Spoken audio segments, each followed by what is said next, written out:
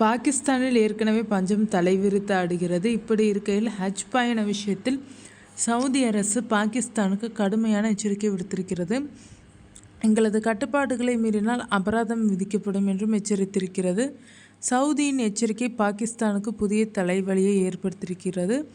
இந்தியாவுடன் பிரச்சனை, இப்போது சவுதியுடனும் பஞ்சாயத்து என பாகிஸ்தானுக்கு ஏழரை தொடங்கி இருக்கிறது. ஹஜ் பயணம் மேற்கொள்வதை இஸ்லாமியர்கள் தங்கள் மத கடமையாக கருதுகின்றனர். ஆனால் இந்த புனித பயணத்தில் முறைகேடுகள் நடப்பதாகவும் இதன் மூலம் உயிரிழப்புகள் அதிகரித்திருப்பதாகவும் விமர்சனங்கள் எழுந்திருக்கின்றனர். எனவே சவுதி அரசும் ஹஜ் பயண கமிட்டியும் கராரான விதிமுறைகளை விதித்திருக்கிறது. அதன்படி ஒவ்வொரு ஆண்டும் இத்தனை பேர்தான் பயணம் மேற்கொள்ள வேண்டும் என்றும் அந்த எண்ணிக்கையில் உள்ளவர்களுக்கு மட்டுமே நாங்கள் அனுமதியை வழங்குவோம் எனவும் சவுதி அரசு கூறியுள்ளது. அதன்படி இந்த ஆண்டு பாகிஸ்தானை சேர்ந்த 89,000 பேருக்கு மட்டுமே ஹஜ் பயணம் மேற்கொள்ள அனுமதி வழங்கப்பட்டிருக்கிறது. ஆனால் இதனை அந்நாட்டைச் சேர்ந்தவர்கள் அப்பட்டமாக மீறுவார்கள் என்று சவுதி குற்றம் சாட்டியுள்ளது. அதாவது டூரிஸ்ட் விசா அல்லது விசிட் விசா மூலம் பாகிஸ்தானைச் சேர்ந்தவர்கள் சவுதி வருகிறார்கள்.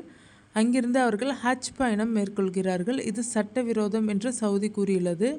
இப்படி சட்டவிரோதமாக ஹஜ் பயணம் மேற்கொள்பவர்களுக்கு சுமார் ரூபாய் 4,50 லட்சம் அபராதம் விதிக்கப்படும் என்றும் இவர்களுக்கு உதவி செய்பவர்களுக்கு ரூபாய் 22.5 லட்சம் வரையும் அபராதம் விதிக்கப்படும் என்று சவுதி எச்சரித்துள்ளது. வெறும் அபராதம் மட்டுமல்லாமல் கைது நடவடிக்கையும் மேற்கொள்ளப்படலாம். அவர்கள் மீண்டும் சவுதிக்குள் நுழைய சுமார் 10 ஆண்டுகள் வரை தடை விதிக்கப்படலாம் என்று சவுதி வார்னிங் கொடுத்திருக்கிறது.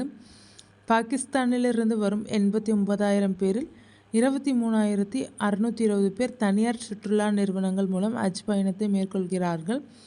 சவுதியின் வார்னிங் பற்றி பாகிஸ்தானின் பாதுகாப்பு அமைச்சர், இந்த பிரச்சனை மிகவும் கவலைக்கிடமானதாக இருக்கிறது. எங்கள் நாட்டின் மதிப்பை இது குறைத்து காட்டுகிறது என்று கூறியுள்ளார். பாகிஸ்தானியர்கள் சட்டவிரோதமாக ஹஜ் பயணம் மேற்கொள்வது அந்நாட்டு அரசின் தோல்வியை காட்டுகிறது என்றும் பாகிஸ்தான் அரசு இந்த நடவடிக்கைகளை கட்டுப்படுத்த தவறினால் அது இரு நாடுகளுக்கு இடையிலான நம்பிக்கையையும் இருதரப்பு உறவுகளையும் பாதிக்கக்கூடும் எனவும் சர்வதேச அரசியல் விமர்சகர்கள் கூறியுள்ளனர்.